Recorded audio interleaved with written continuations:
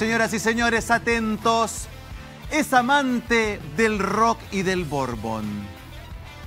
Ha oficializado en febrero su interés a ser candidato a la presidencia junto a nosotros, amigos de la casa, diputado republicano Johannes Kaiser. ¿Cómo está? Ah, ¿cómo está?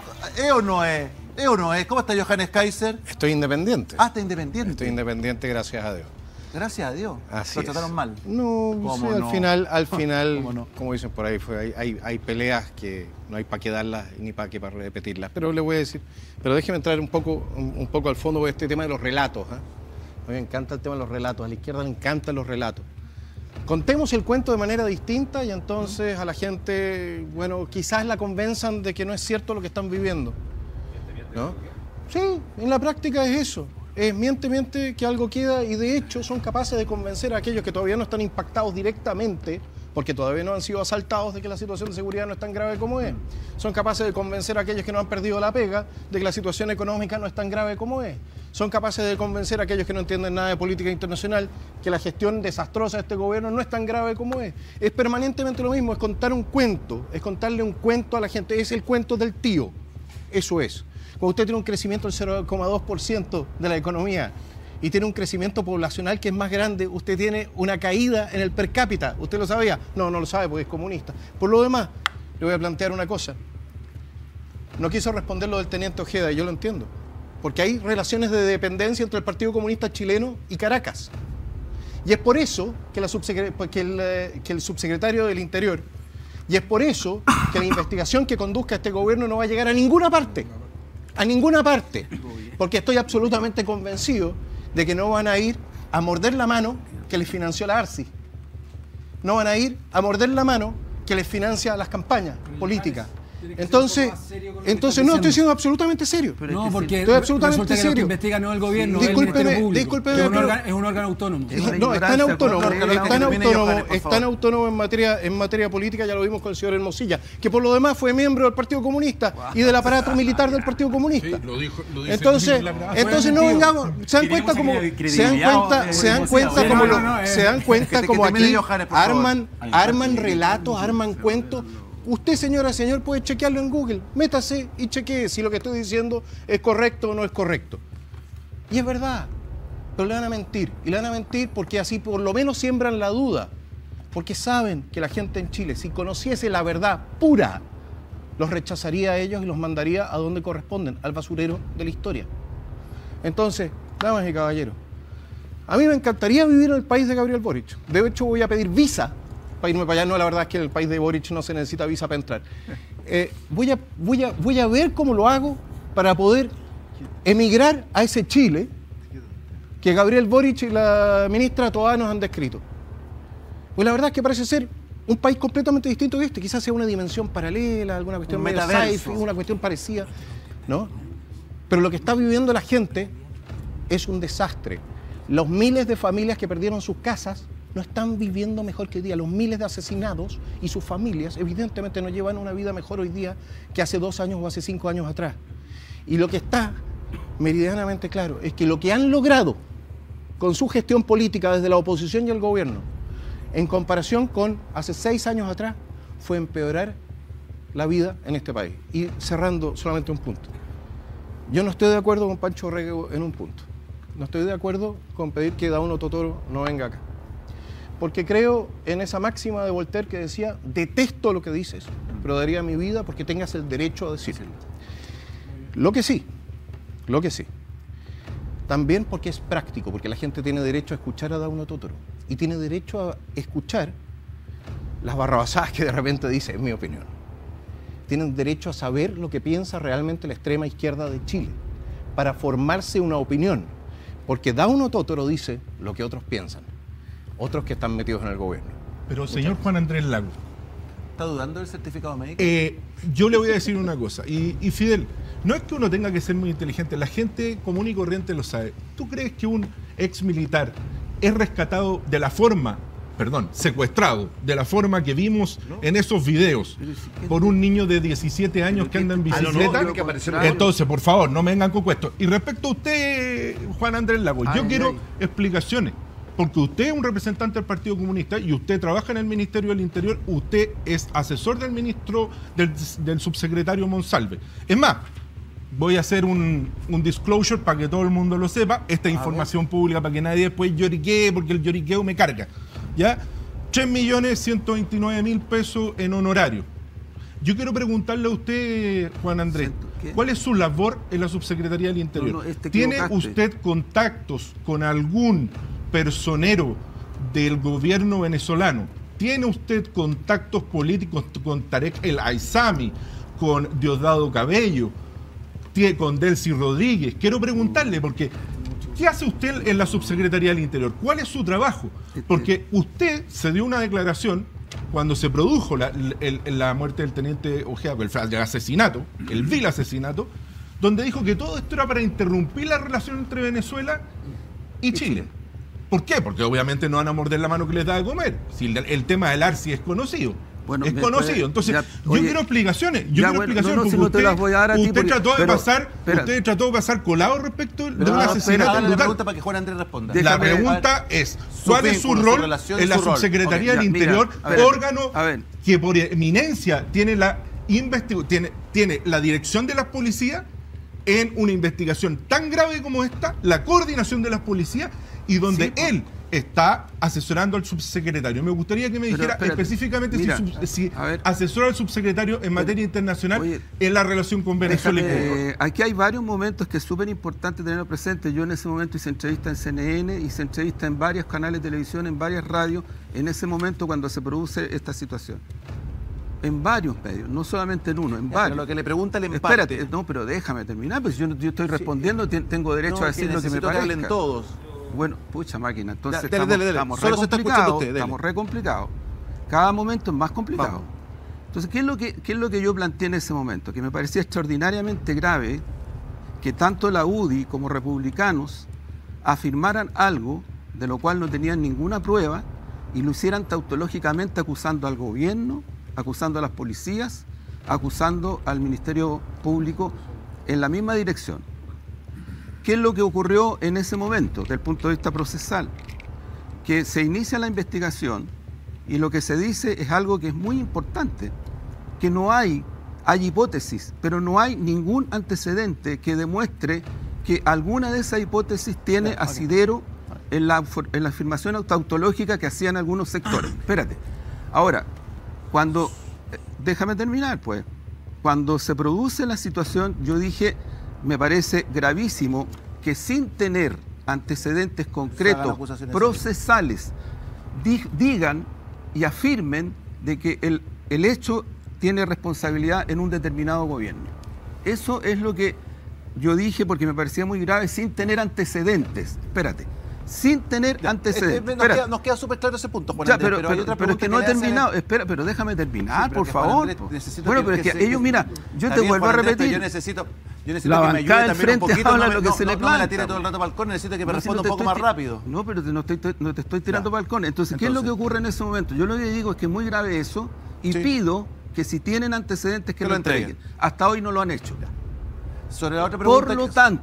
Por lo tanto, las personas y los partidos que afirmaron categóricamente que el ex oficial fue asesinado por quienes ellos dicen que fueron asesinados, si la investigación comprueba lo contrario, asuman su responsabilidad. En primer lugar, separemos las aguas.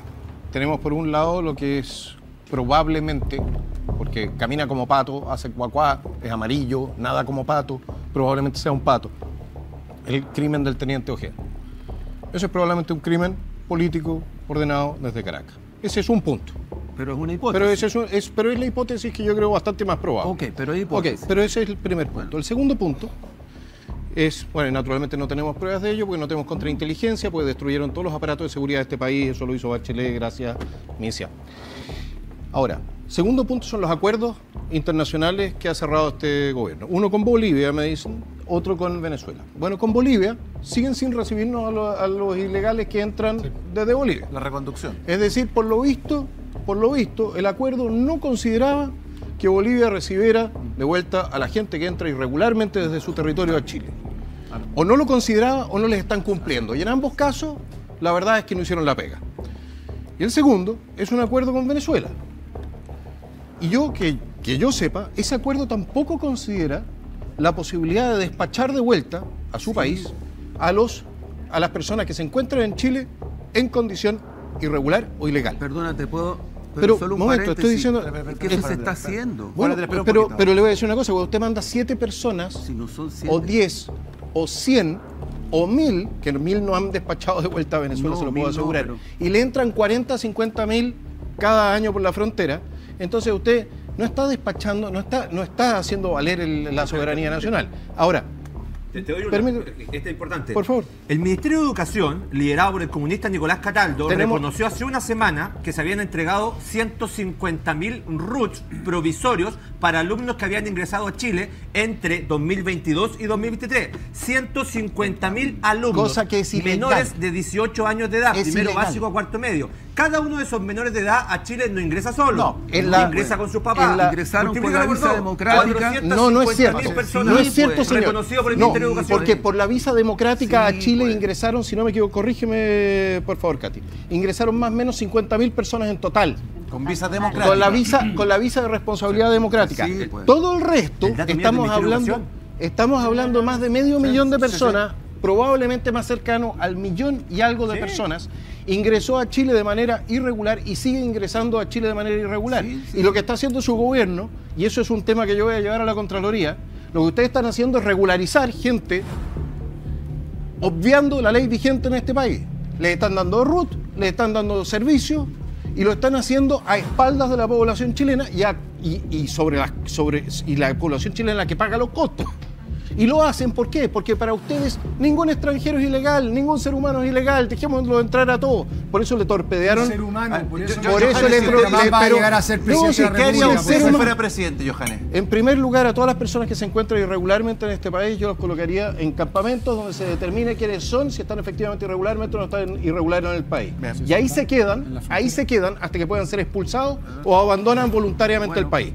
Porque esta cuestión de que en Chile hace cualquiera lo que quiere como extranjero es simplemente inaceptable. No O solo nosotros extranjeros, recuperamos Johannes, el control sobre nuestro territorio y decidimos quién puede entrar a nuestra casa o no, o estamos absolutamente fregados porque, entre otras cosas, es imposible hacer un trabajo de contrainteligencia contra las mafias si tú no sabes quién está en Chile.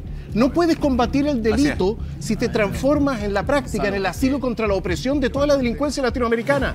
Tienes que controlar esto. Lo que van a mostrar en los medios de comunicación es solo una parte, porque detrás de todo esto es el derrumbe institucional del que podríamos definir como el Chile de los 30 años, el Chile de la concertación y de Chile Vamos. Es el derrumbe institucional y eso se ve en la arista judicial porque, en parte, en eso tenía razón, Hermosilla no ganaba los juicios por ser buen abogado, ganaba los juicios porque hacía trampa, y hacía trampa porque defendía a tipos que eran culpables.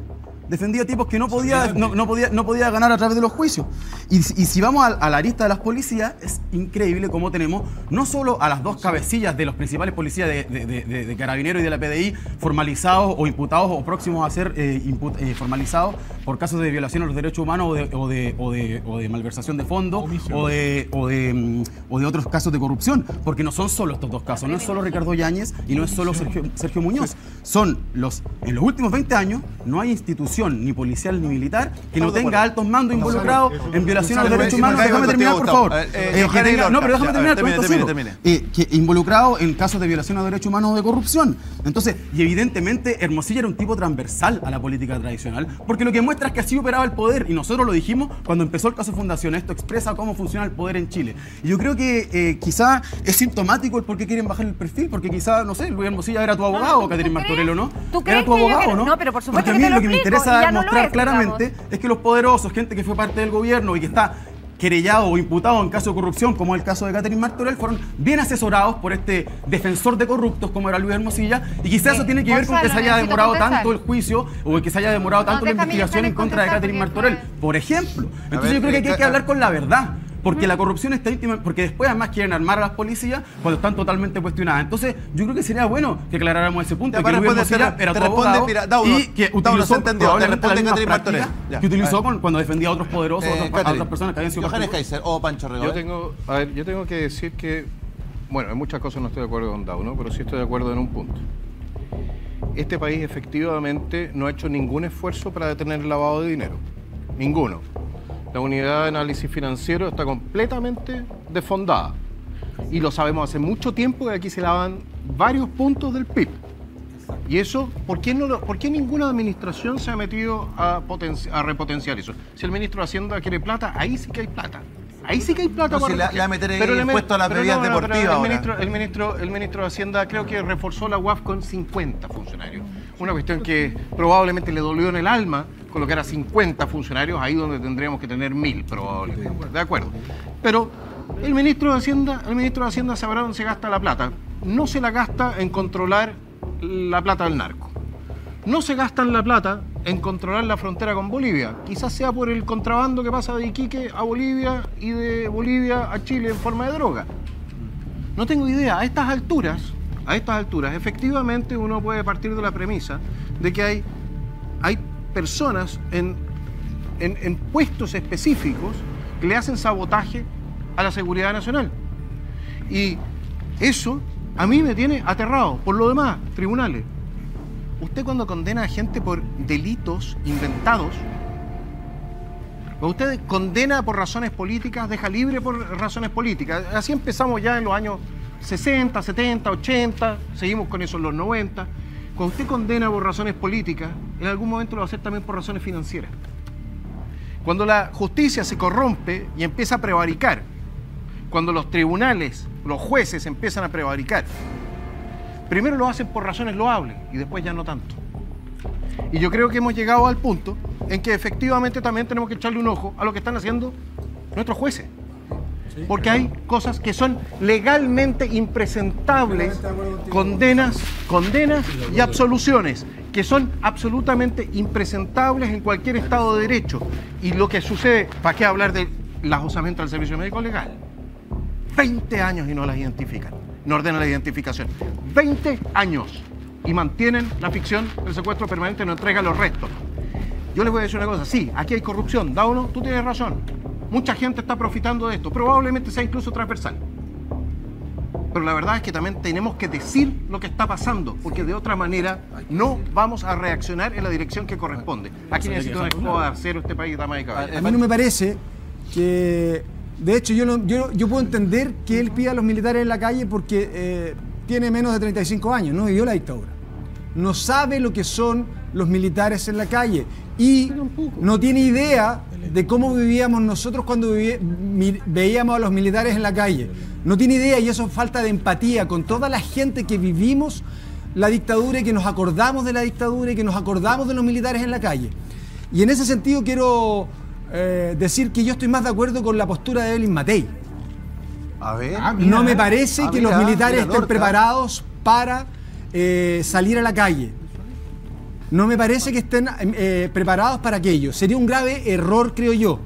Ahora, por cierto que cuando uno mira las noticias y ve las notas de 2 ex directores de la PDI presos, 4 ex generales de Carabineros presos, efectivamente hay un problema de credibilidad en las instituciones que están llamadas a mantener el orden público y hacer la investigación de los delitos que el Ministerio Público le solicite. Pero a mí me parece que es un error, un completo error para alguien de izquierda señalar o pedir que los militares salgan a la calle. No me parece. Fidel quería decir algo que me pasó por acá. ¿Puedo aclarar Evelyn? Lo que dijo Evelyn Matei, me parece que es súper importante aclararlo un segundo. Evelyn Matei dijo algo que es muy importante y que además lo vivimos en el estallido social. Si no tenemos claras las RUF y no tenemos clara la infraestructura que es crítica, exactamente. ¿Ah, sí? Y sin perspectiva de género y yo estoy de acuerdo. Los soldados, a ver, en primer lugar, los soldados no son policías. Los soldados no investigan, los soldados no son capaces, no tienen normalmente inteligencia en terreno. ¿De acuerdo? Ese es el primer punto. Es decir, cuando tú empleas militares, los puedes emplear para proteger infraestructura crítica, cuestiones por el estilo, ¿de acuerdo? Pero una cosa está clara. Acá en Chile los emplean, les dan una orden, después cambian la ley y los meten presos. O incluso ignoran la ley y los meten presos.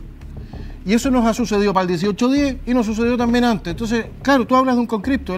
Conscripto del año 73, yo tengo conscriptos presos por haber conducido un camión. Mira lo que le está pasando. Entonces, ¿qué es lo que sucede? ¿Qué es lo que sucede? En este país, tú vistes el uniforme y estás todos los días con una pata en la cárcel. ¿Por qué? Porque el sistema judicial y la legislación es una amenaza para los que tienen que defender el Estado. Eso no es verdad. Y yo, honestamente, no voy a respaldar, hasta que no haya regla de uso de la fuerza clara y tribunales decentes, no voy a respaldar que se queme a los militares.